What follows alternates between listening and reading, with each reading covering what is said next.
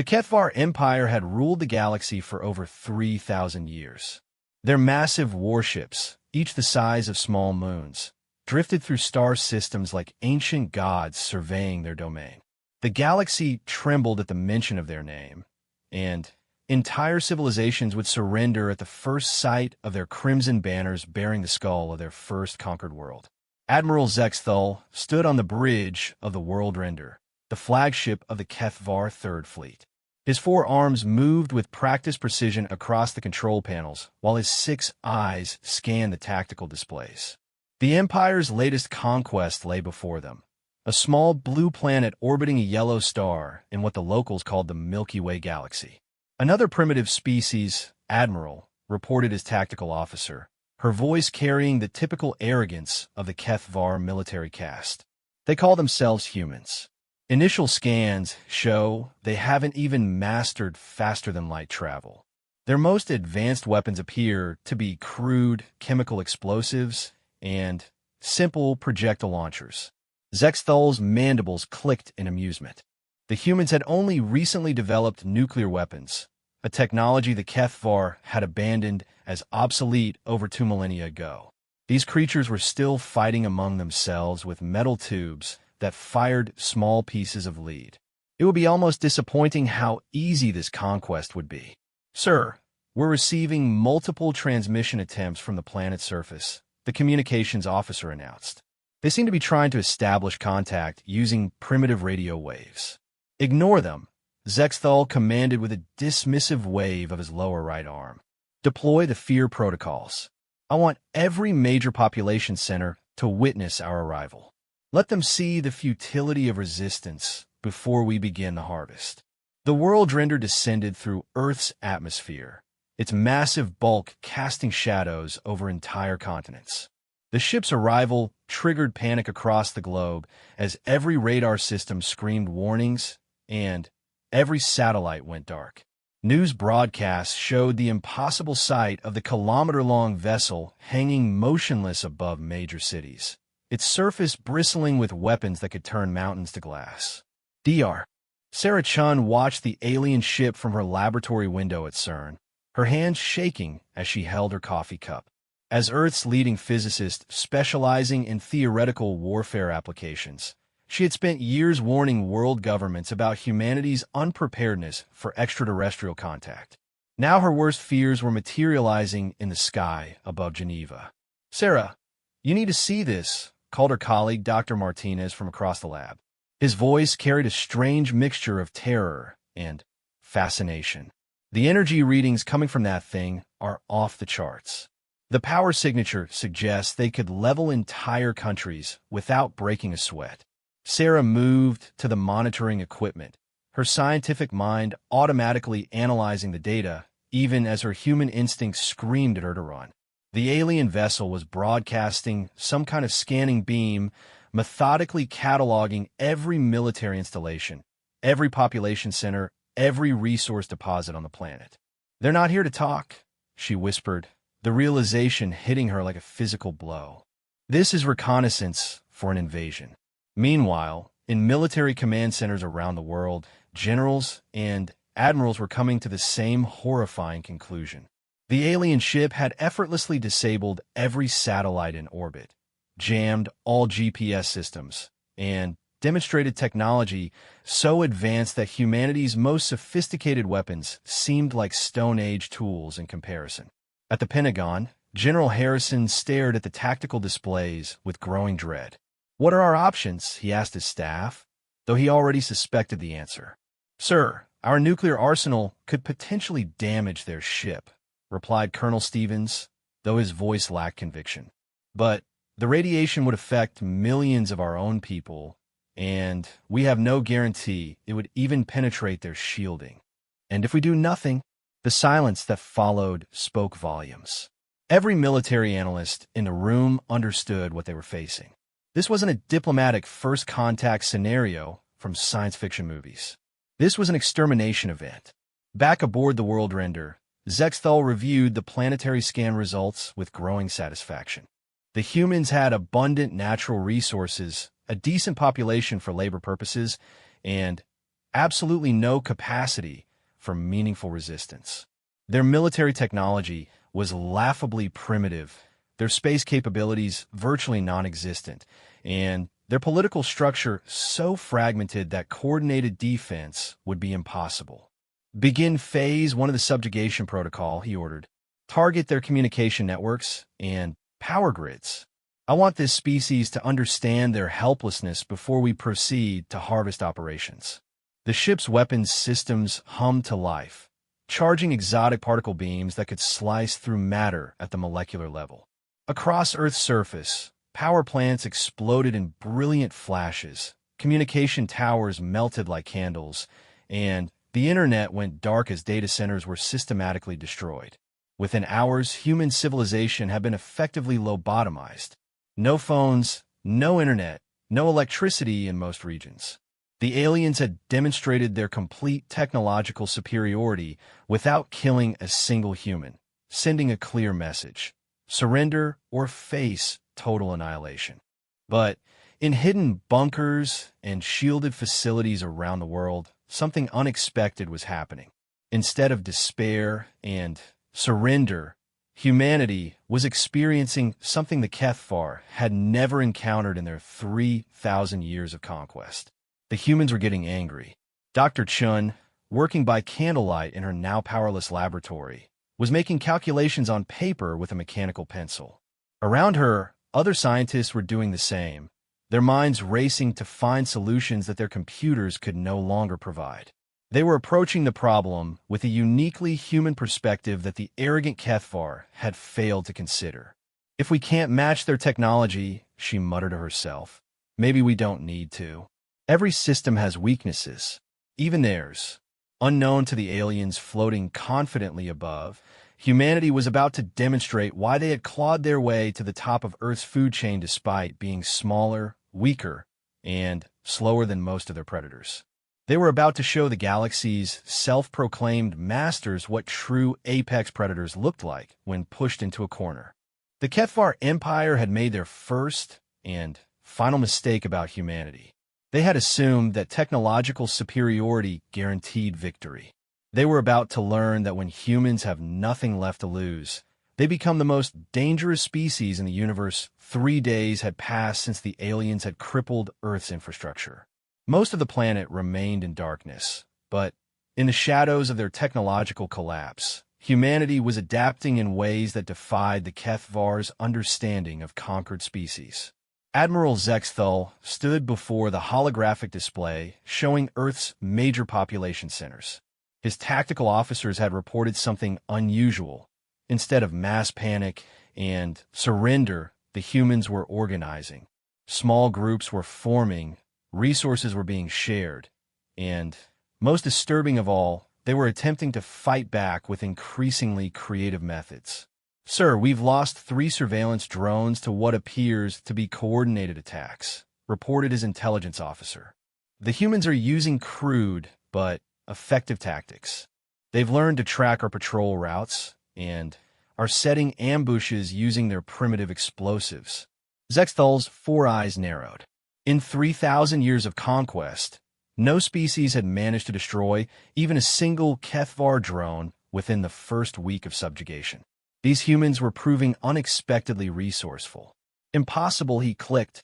Their weapons cannot penetrate our shielding. They're not trying to, sir. They're using electromagnetic pulse devices, crude, but surprisingly effective. They're also employing psychological warfare. They've learned that our drones have audio sensors, and they're using high-frequency sounds to disrupt our electronics. Down on Earth's surface, in an abandoned subway tunnel beneath New York City, Dr. Sarah Chun was working alongside military engineers, hackers, and civilians who had all converged on a single desperate plan. Using salvaged components from destroyed electronics and basic materials found in hardware stores, they were building weapons that the galaxy's most advanced civilization had never considered facing. The key is that they're overconfident, Sarah explained to the assembled group. Their technology is so advanced that they've forgotten how to defend against simple, brutal solutions. They're like a master swordsman who's never faced someone willing to throw dirt in his eyes, and bite his ankles.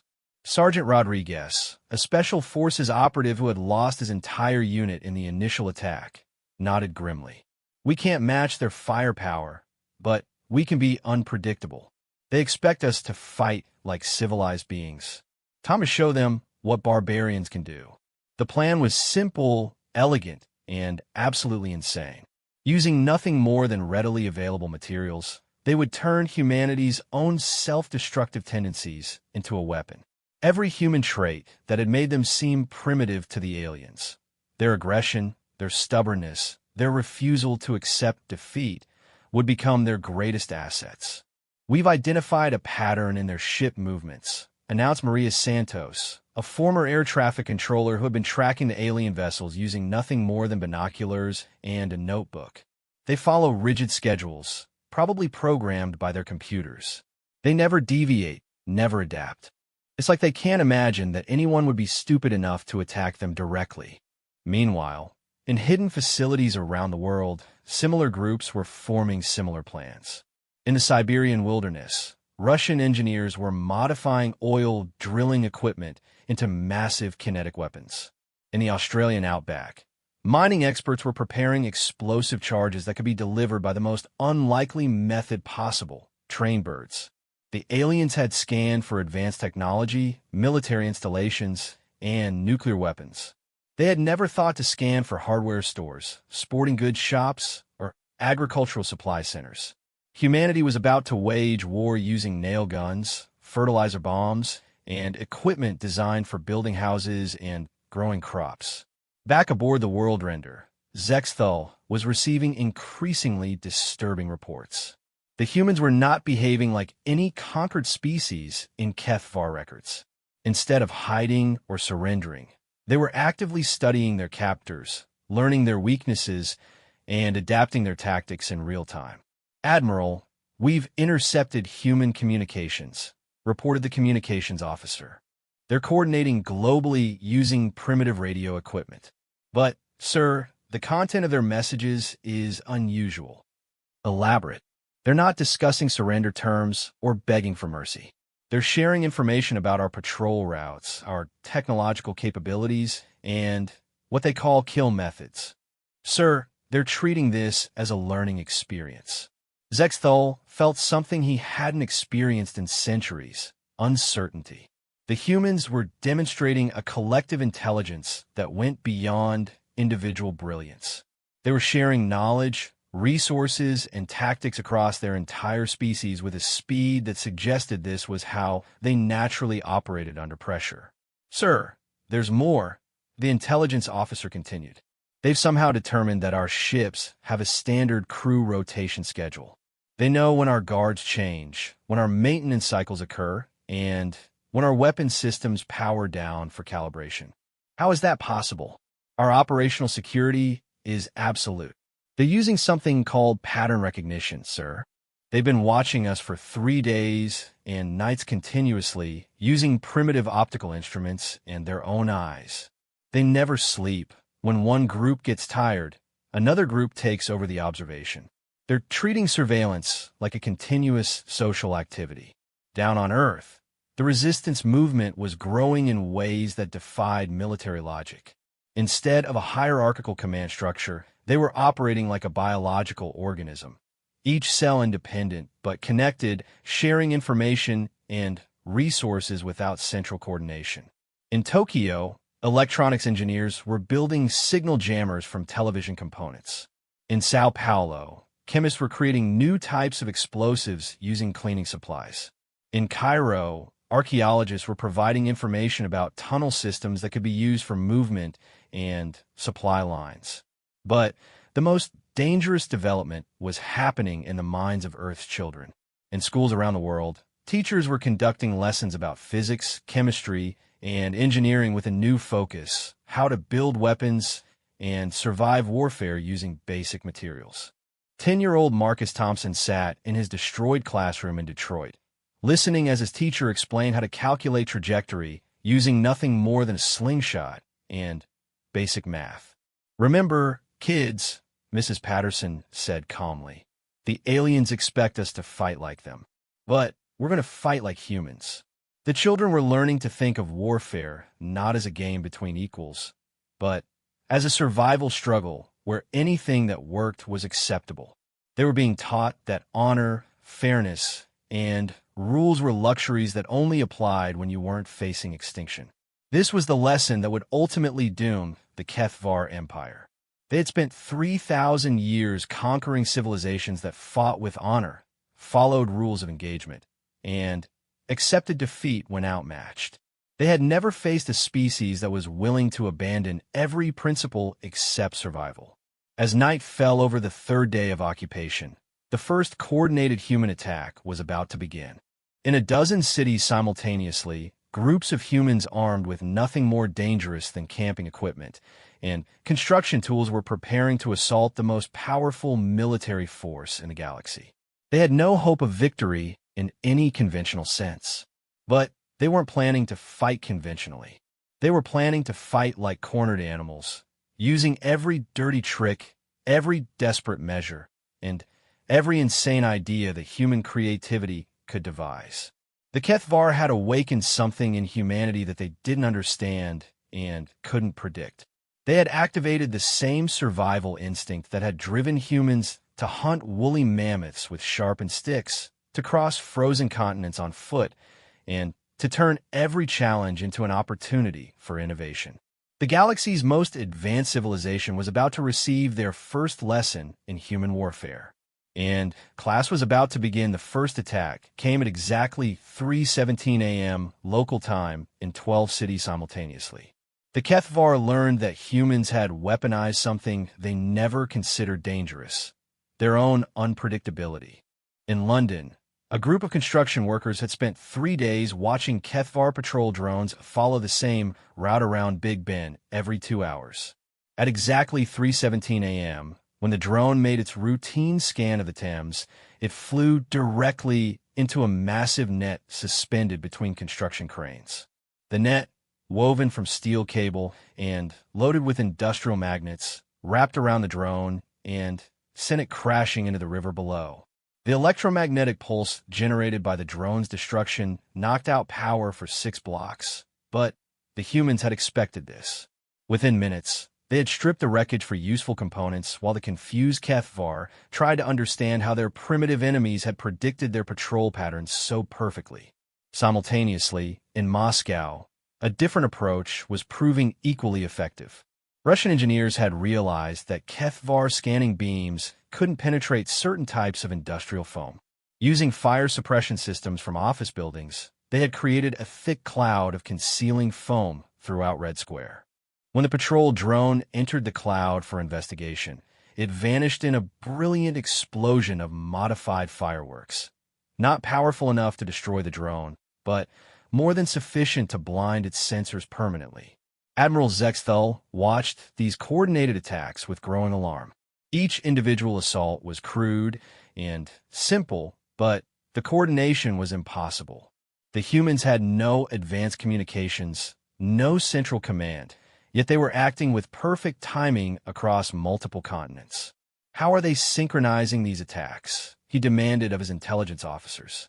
Sir, we believe they're using their planet's rotation and natural time zones as a coordination mechanism, came the incredulous response. They're not communicating directly. They're simply all attacking when their local time reaches the same number.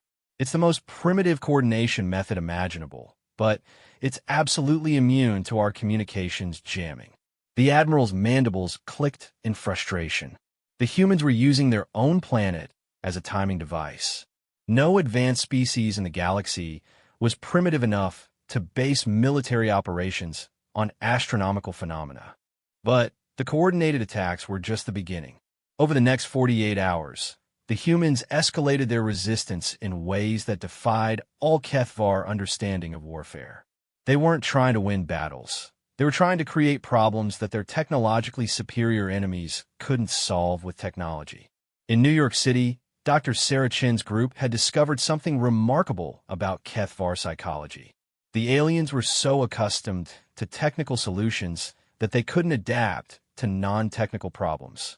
When humans started using trained pigeons to carry small explosive charges directly to Kethvar landing sites, The aliens' defense systems literally couldn't process the threat.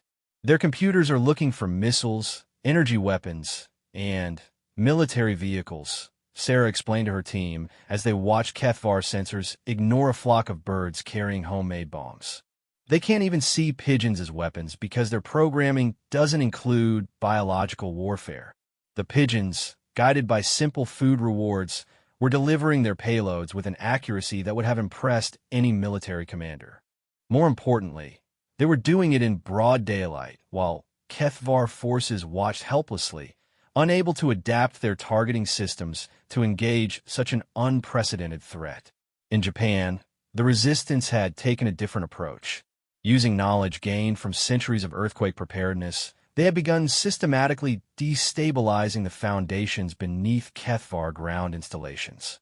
The aliens had landed their equipment on what they thought was solid ground, but human engineers had spent generations learning how to survive on unstable terrain. Working in shifts around the clock, teams armed with nothing more sophisticated than shovels and hydraulic jacks were undermining alien positions by creating controlled landslides, floods, and structural collapses. The Kethvar found themselves literally sinking into the earth while their sensors registered no enemy activity whatsoever. But perhaps the most devastating human tactic was also the simplest. Around the world, resistance groups had realized that Kethvar technology was vulnerable to one thing their creators had never considered: boredom. The aliens' automated systems were designed to respond to threats, maintain vigilance, and process vast amounts of data. But they had never been programmed to handle the human tactic of doing nothing interesting for extended periods, then, suddenly, doing something completely insane.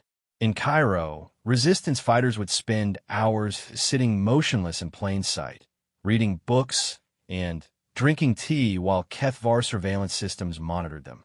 Then, without warning, they would suddenly throw rocks at alien equipment and disappear into crowds of civilians doing exactly the same thing, reading books and drinking tea.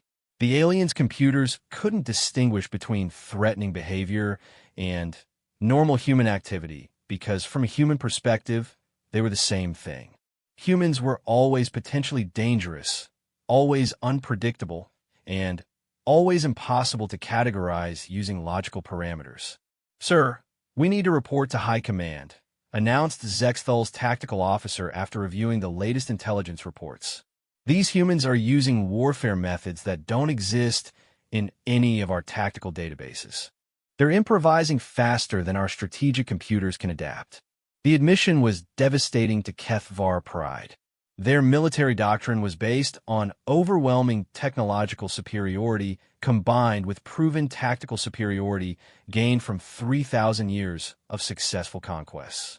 But humans were demonstrating tactics that had never been used by any species in recorded galactic history. They were fighting like they had evolved to fight, not as a civilized species with rules and predictable strategies, but as a chaotic force of nature that adapted instantly to any challenge. Every human was a potential soldier, every tool was a potential weapon, and every defeat was simply a learning experience that made the next attack more effective. Meanwhile, in hidden bunkers around the world, human children were receiving an education that would have horrified their parents under normal circumstances. They were learning to build explosives from household chemicals, to set traps using playground equipment, and to communicate using codes based on nursery rhymes and playground games. But they were also learning something else, that their enemies could be beaten. The mighty Kethvar, who had conquered 3,000 civilizations, were being frustrated by tactics that human children could understand and implement. 12-year-old Amy Martinez sat in an abandoned school in Phoenix, listening as her teacher explained how to calculate the structural weak points of alien landing platforms using nothing more than observation and basic math. "Remember," the teacher said, "they think we're primitive. That's their weakness. They can't imagine that primitive can be better."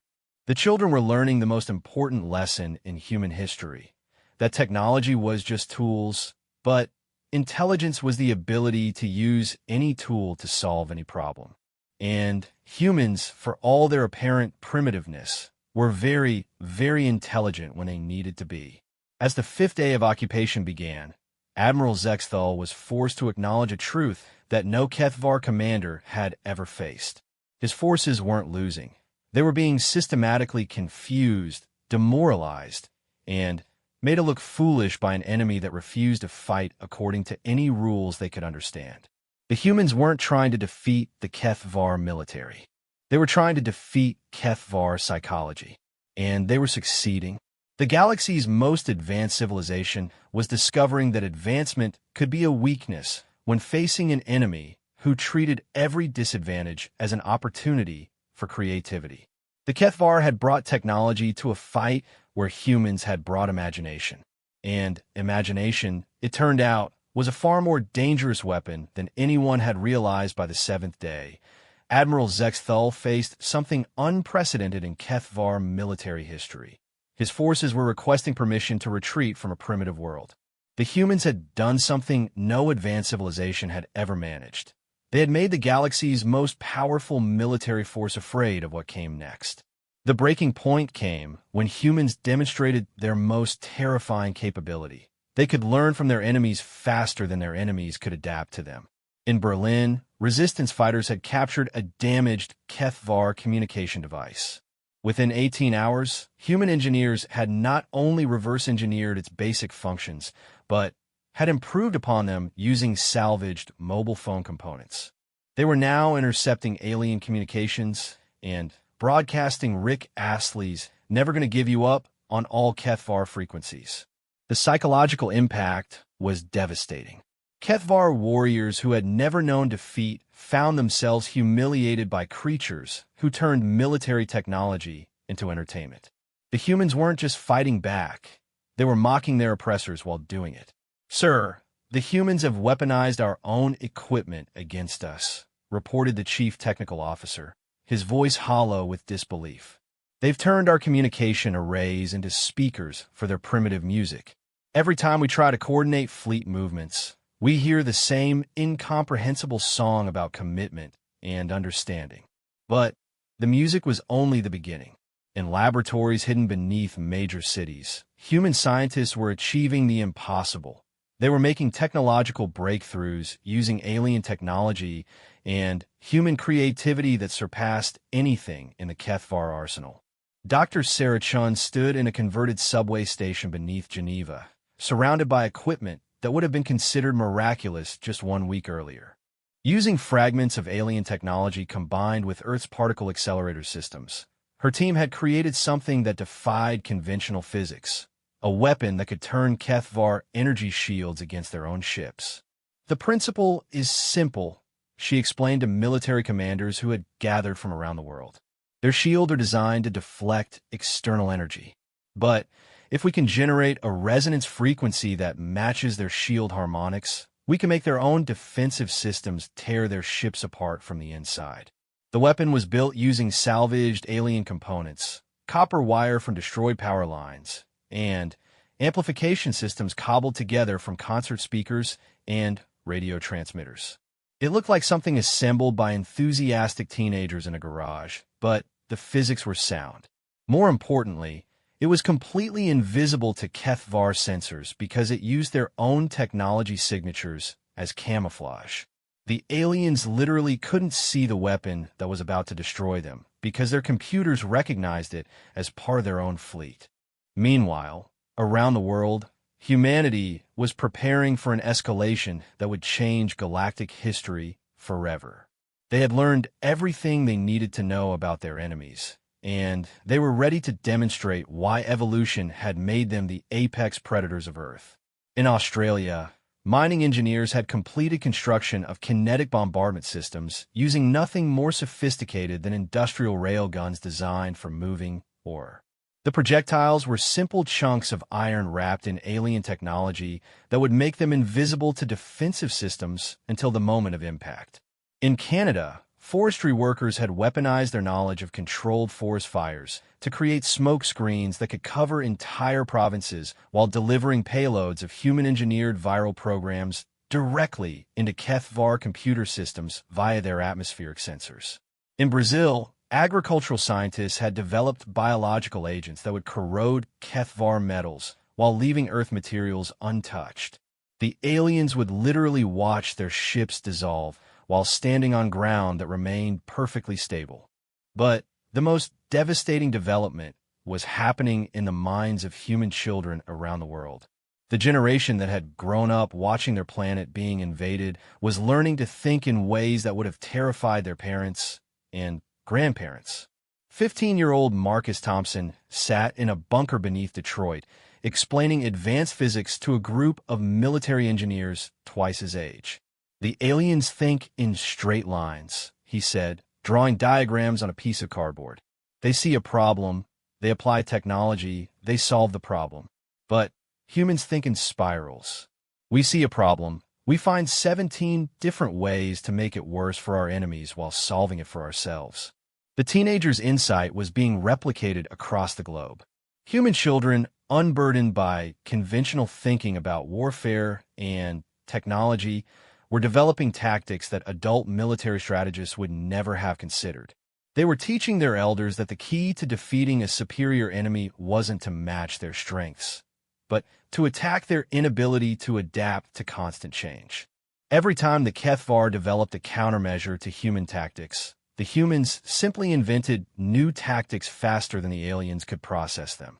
Admiral Zexthal stood on his command bridge, staring at reports that made no sense according to 3,000 years of military doctrine. The humans had somehow convinced his own fleet's computers that his ships were enemy vessels.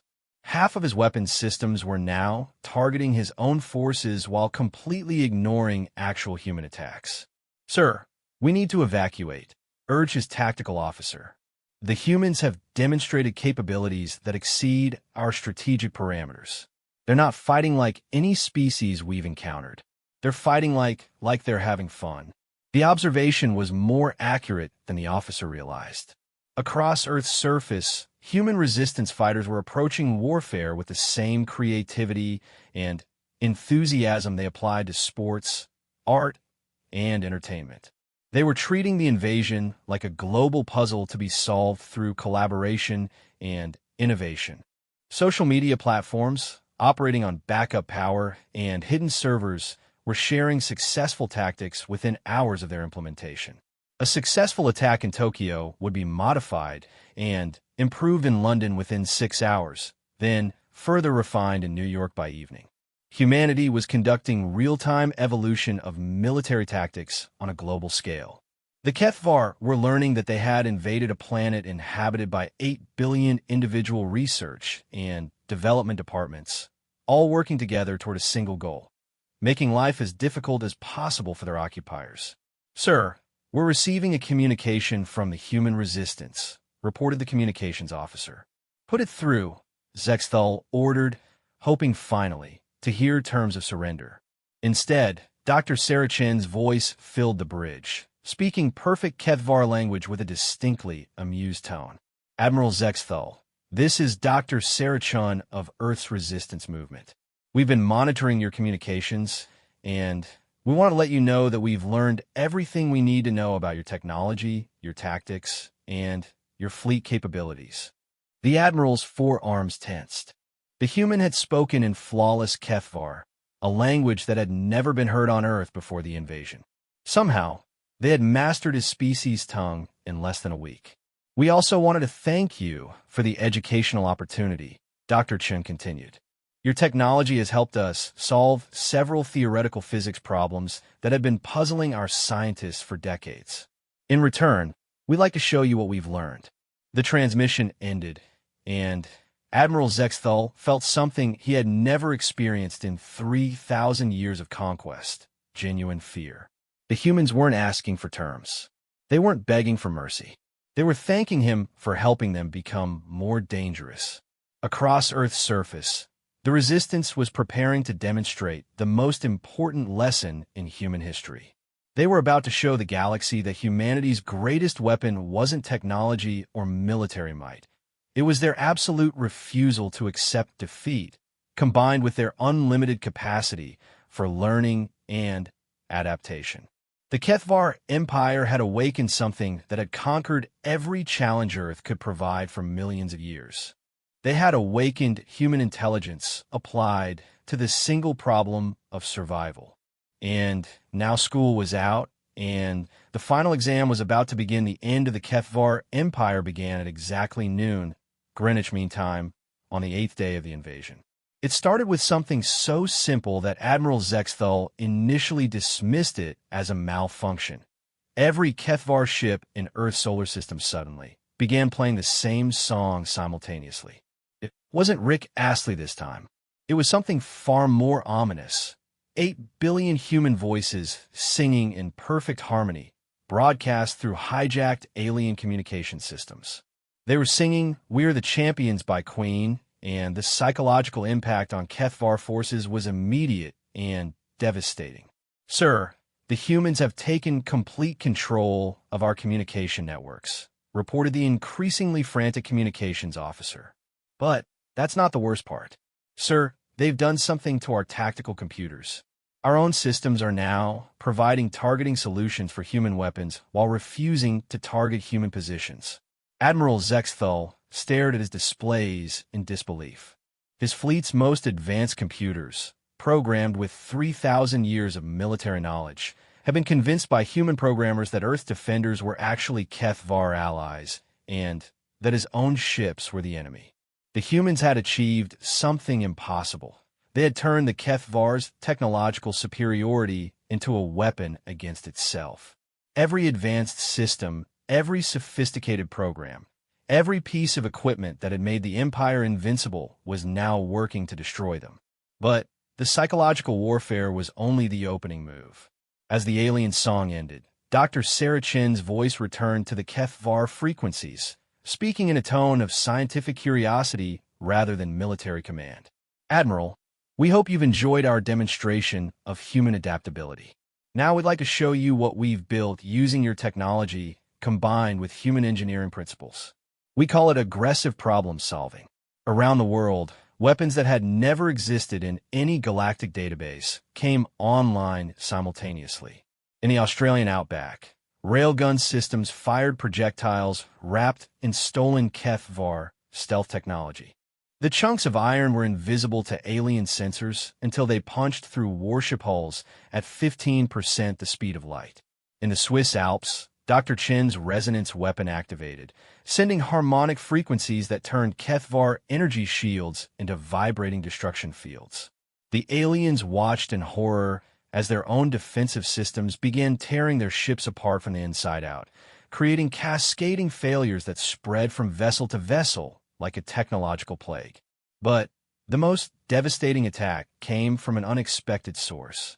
In Kenya, a group of children had been working with tribal elders to create what they called spirit weapons, devices that used Kethvar technology to project human consciousness directly into alien computer systems.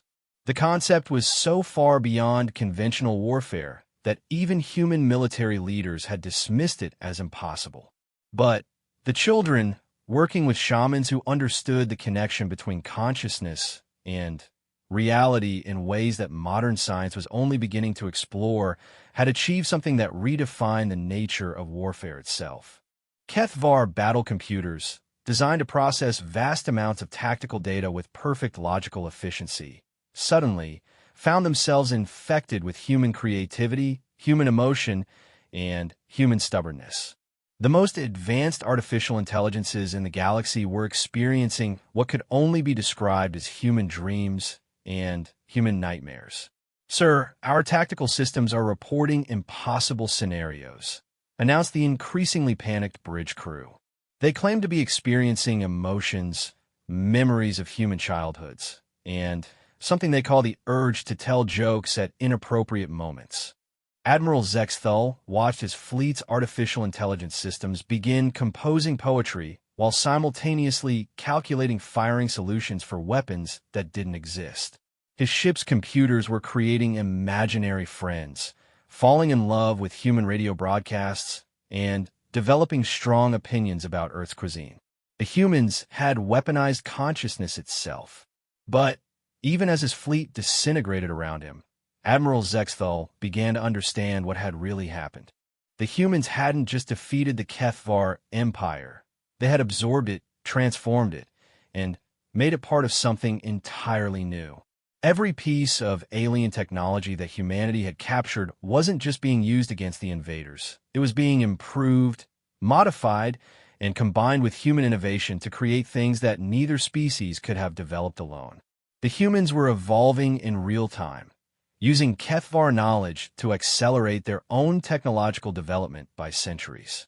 "Sir, we're receiving surrender terms from the human resistance," reported his communications officer. Finally, Zexthal muttered, expecting the usual demands for compensation and territorial concessions. Instead, Dr. Chin's voice returned with an offer that redefined the concept of victory. "Admiral, we don't want your surrender. We want your partnership. We've learned everything your technology can teach us, but we think we can learn more from your people directly. We're offering citizenship in the new Earth Commonwealth to any Kethvar who wants to join the most interesting species in the galaxy." The Admiral's mandibles clicked in confusion. The humans were offering citizenship to their conquerors. They weren't seeking revenge or demanding tribute. They were treating the invasion as a recruitment opportunity. "We've already begun construction of improved versions of your ships," Dr. Chin continued, "using human engineering principles combined with your technology. We think you'll find the results fascinating. We've also developed faster-than-light communication systems, matter transportation devices, and something we call probability manipulation engines that we're pretty sure will revolutionize galactic civilization." Through his ship's sensors, Admiral Zexthal could see what the humans had built in just 8 days. Where major cities had stood, there were now gleaming technological complexes that defied conventional physics. Humans were walking through walls, flying without vehicles, and manipulating matter with their bare hands using devices that combined alien technology with human intuition. They had taken the invasion as an opportunity to bootstrap their civilization directly into a technological renaissance that would have taken other species millennia to achieve.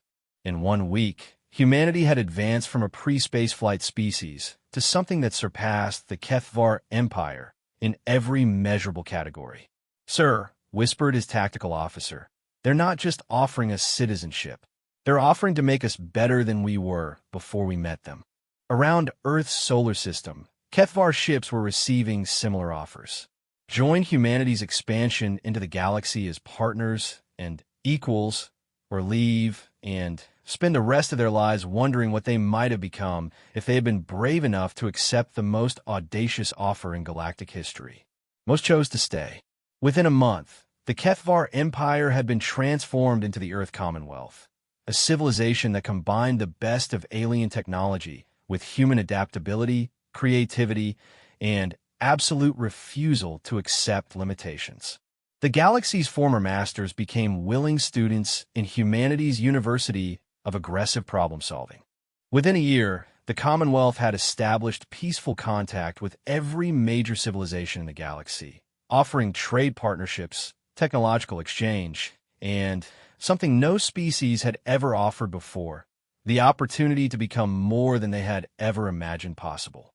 Within a decade, the galaxy had been transformed into something unprecedented, a cooperative alliance of species working together to solve the universe's greatest challenges, led by the species that had taught everyone the most important lesson in cosmic history. The strongest civilization in the galaxy had remained the strongest. They had just learned to define strength in terms of how much they could help others grow rather than how much they could dominate. And humanity, the species that had been dismissed as primitive barbarians, had become the teachers who showed the galaxy that true advancement meant lifting everyone up together, because the most dangerous thing in the universe wasn't superior technology. It was superior imagination applied to the problem of making everyone's lives better. The Kethvar had come to conquer a world. Instead, they had found a species that conquered challenges, conquered limitations, and conquered the very concept of impossible. They had tried to end humanity. Instead, humanity had ended the age of conquest and begun the age of collaboration. And The galaxy would never be the same. The Kethvar Empire had ruled the galaxy for over 3,000 years. Their massive warships, each the size of small moons, drifted through star systems like ancient gods surveying their domain. The galaxy trembled at the mention of their name, and entire civilizations would surrender at the first sight of their crimson banners bearing the skull of their first conquered world. Admiral Zexthul stood on the bridge of the World Render, the flagship of the Kethvar Third Fleet. His 4 arms moved with practiced precision across the control panels, while his 6 eyes scanned the tactical displays. The Empire's latest conquest lay before them.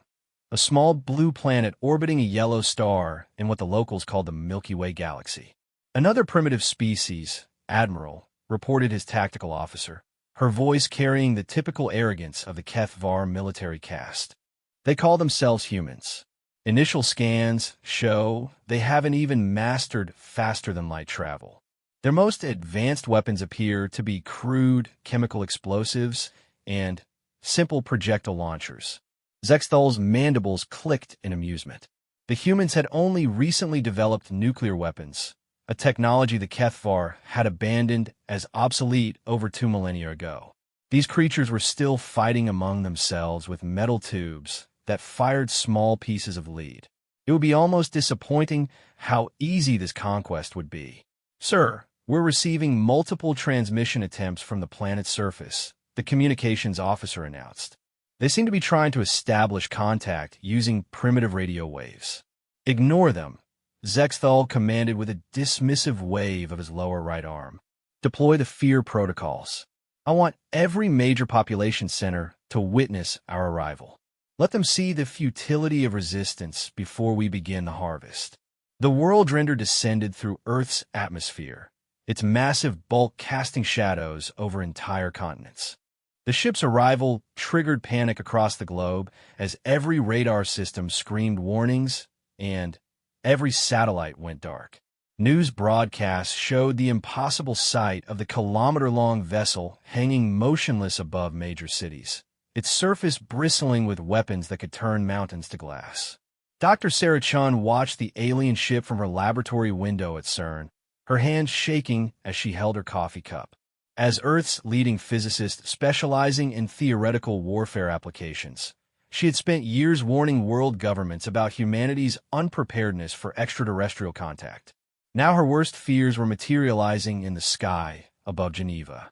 "Sarah, you need to see this," called her colleague, Dr. Martinez, from across the lab. His voice carried a strange mixture of terror and fascination. "The energy readings coming from that thing are off the charts. The power signature suggests they could level entire countries without breaking a sweat." Sarah moved to the monitoring equipment, her scientific mind automatically analyzing the data, even as her human instincts screamed at her to run. The alien vessel was broadcasting some kind of scanning beam, methodically cataloging every military installation, every population center, every resource deposit on the planet. "They're not here to talk," she whispered, the realization hitting her like a physical blow. "This is reconnaissance for an invasion." Meanwhile, in military command centers around the world, generals and admirals were coming to the same horrifying conclusion. The alien ship had effortlessly disabled every satellite in orbit, jammed all GPS systems, and demonstrated technology so advanced that humanity's most sophisticated weapons seemed like Stone Age tools in comparison. At the Pentagon, General Harrison stared at the tactical displays with growing dread. "What are our options?" he asked his staff, though he already suspected the answer. "Sir, our nuclear arsenal could potentially damage their ship," replied Colonel Stevens, though his voice lacked conviction. "But the radiation would affect millions of our own people, and we have no guarantee it would even penetrate their shielding. And if we do nothing..." The silence that followed spoke volumes. Every military analyst in the room understood what they were facing.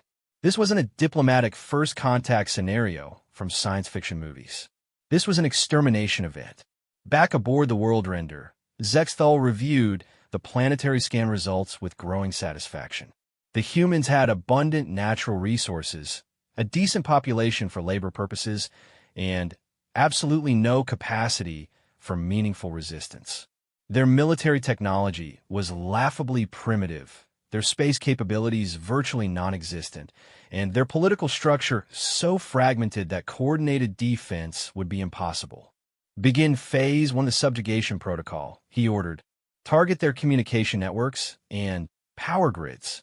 I want this species to understand their helplessness before we proceed to harvest operations. The ship's weapons systems hummed to life, charging exotic particle beams that could slice through matter at the molecular level.